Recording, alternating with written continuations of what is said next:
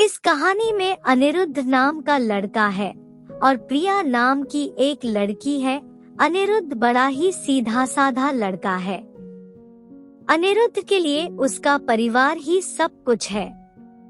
अनिरुद्ध अपने परिवार के लिए कुछ भी कर सकता है, इसलिए वह दिन रात मेहनत करता है और दिन रात मन लगाकर पढ़ाई करता है, साथ ही साथ कुछ काम करता है जिससे कुछ पैसे कमा सके।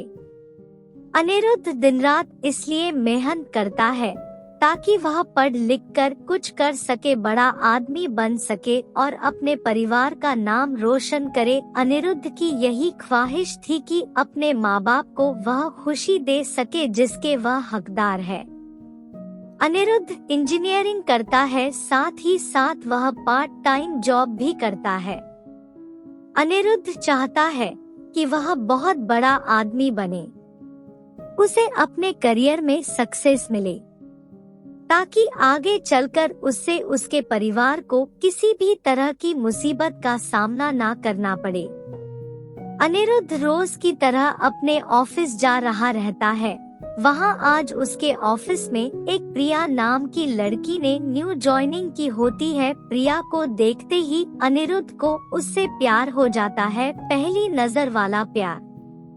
प्रिया भी अनिरुद्ध की तरह ही सीधी साधी लड़की होती है जिसके लिए उसका परिवार और उसका फ्यूचर ही सब कुछ है।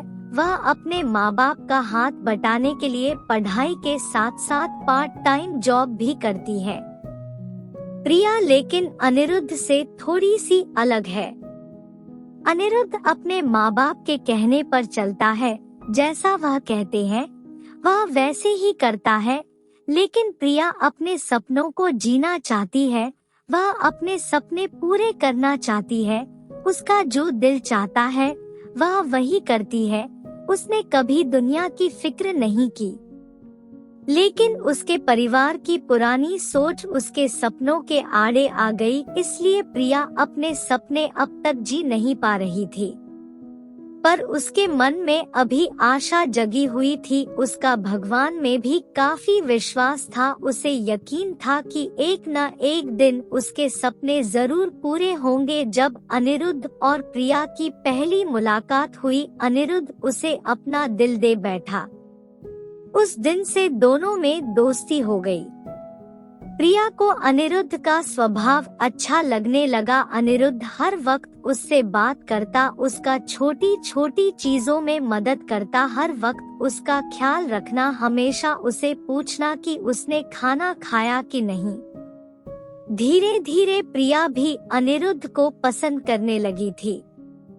फिर एक दिन अनिरुद्ध ने प्रिया से अपने प्यार का इजहार किया और प्रिया ने भी हाँ कह दी, क्योंकि प्रिया को भी प्यार चाहिए था। वह हमेशा अकेली थी, अंदर से उसे कभी इतना प्यार नहीं मिला किसी से और ना ही किसी ने कभी उसकी परवाह की। अनिरुद्ध का ऐसा स्वभाव प्यार भरा और परवाह करने वाला देखकर प्रिया ने उसके प्यार को कबूल किया और अपने प्यार का भी इजहार किया। इसी तरह दोनों एक साथ घूमते मिलते, एक दूसरे से बातें करते और अपने प्यार के खुशियों के पल समेटते रहे।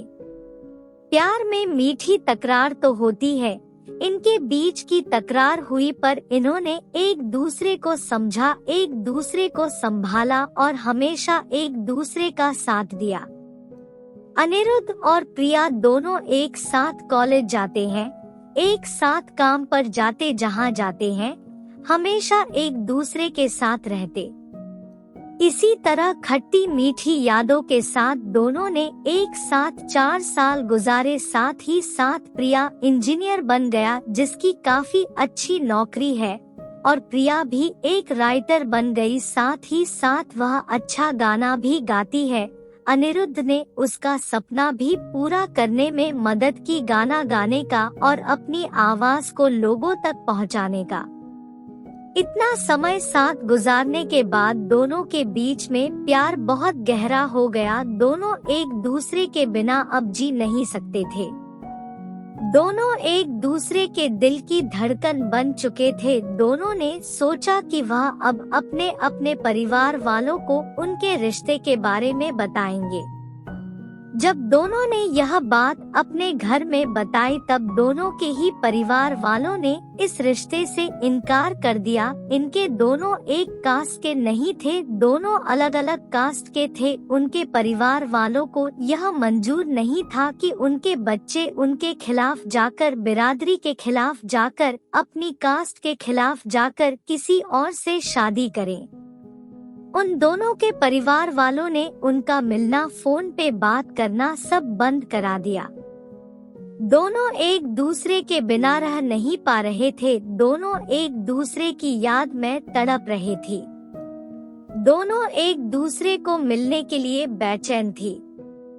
अनिरुद्ध जो अपने परिवार की इतनी इज्जत करता है, उनके लिए कुछ भी कर सकता है, उन्हें कभी दुखी नहीं देख सकता। अपने परिवार की खातिर उसने प्रिया को भूलने का फैसला कर लिया।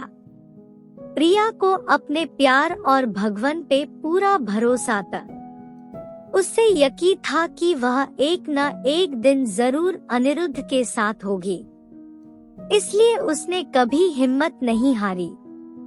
उसने बहुत कुछ किया अनिरुद्ध को पाने के लिए। रोज सुबह शाम वो भगवान से प्रार्थना करती, रोज अपने माँ बाप से कहती कि उसने कभी भी उनकी कोई बात नहीं टाली, किसी चीज के लिए उसने ना नहीं कहा। बस अपनी जिंदगी का फैसला वो खुद करना चाहती थी, क्योंकि वो जानती थी कि उसकी खुशी अनिरुद्ध के साथ है और कि सके साथ नहीं। प्रिया अकेले ही अपने प्यार के लिए लड़ी, उम्मीद कायम रखी, भगवान पे भरोसा रखा और एक दिन उसके परिवार वाले मान गए। काफी कुछ प्रिया ने सहा, काफी गिले शिकवे हुए, नाराजगी हुई, लेकिन आखिर में सच्चे प्यार की जीत हुई।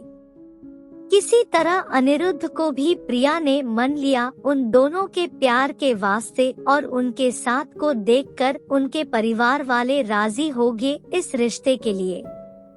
दोनों अलग कास्टे के होने के वजह से दोनों के परिवारों को समाज का डर था कि लोग क्या कहेंगे, लेकिन अनिरुद्ध और प्रिया को किसी चीज की परवाह नहीं थी। दोनों ये बात अब समझ चुके थे कि उनके प्यार के सामने कोई चीज बड़ी नहीं, वो अपने प्यार के सहारे कोई भी लड़ाई लड़ सकते हैं और जीत सकते हैं।